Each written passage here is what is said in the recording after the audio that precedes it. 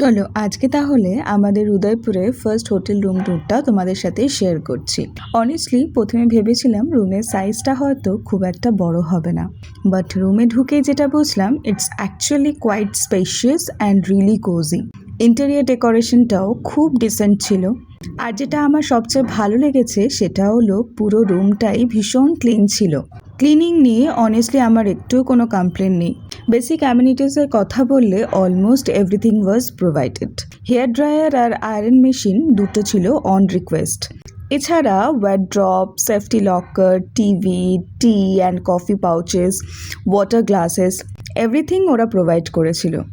আর এই আলমিরাটা যেটা দেখতে পাচ্ছ সেটা পুরোটাই কাঠের তৈরি ছিল, আর ডিজাইনটাও খুব ডিসেন্ট ছিল। তবে একটা জিনিস আমার একটু মিসিং লেগেছে, there was no full length mirror inside the room.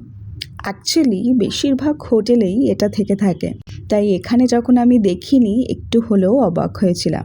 এটা খুব একটা বড় ইস্যু নয়, but that's probably the only thing I felt was missing. তার সাথে একটা ছোট্ট মিনিবারে সেট আপ ছিল, বাট সেটা খালিই ছিল। যেটা আমার সব থেকে বেশি ভালো লেগেছে, রুমের ভেতরে একটা সুন্দর কোজি কর্নার ছিল যেখানে বসে ইউ ক্যান সিম্পলি রিল্যাক্স। বাইরের ভিউ দেখতে দেখতে নিজের মতো করে ইজিলি তুমি টাইম স্পেন্ড করতে পারো। আর উইন্ডো থেকেও একটু একটু করে পাহাড় দেখা যাচ্ছিল। তো এই বিউটিফুল নাজারাটা সত্যি খারাপ না, তোমার ভালো লাগবে।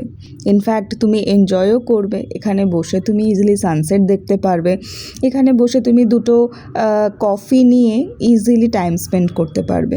তো উইন্ডোগুলো যথারীতি ওপেন করা যেত, সো ভেন্টিলেশন নিয়েও কোনো সমস্যা ছিল না। আর বাইরে থেকেও ন্যাচারাল লাইট রুমের ভেতরে খুব সুন্দরভাবে আসতো, তাই রুমটাও বেশি ব্রাইট আর ফ্রেশ লাগছিল। ওয়াশরুমের সাইজটাও কিন্তু খুব একটা বড় ছিল না। It was neat, well maintained and hygienic.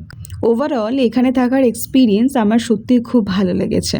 হাউসকিপিংও খুব ভালো ছিল, তাই পুরো স্টেটাই কমফোর্টেবল হয়েছে। স্মল ডিটেলসগুলো বেশ ভালোভাবে মেনটেন করা হয়েছিল, which I really appreciated. If you are looking for a clean, comfortable and peaceful stay, this can definitely be a good option. If I have to rate this hotel, I'll definitely give it an 8 out of 10. So yeah, that's it for today's video. I hope you enjoyed this room tour and found it helpful. If you are planning a trip to Udaipur, I hope this gives you a better idea of what to expect from this stay.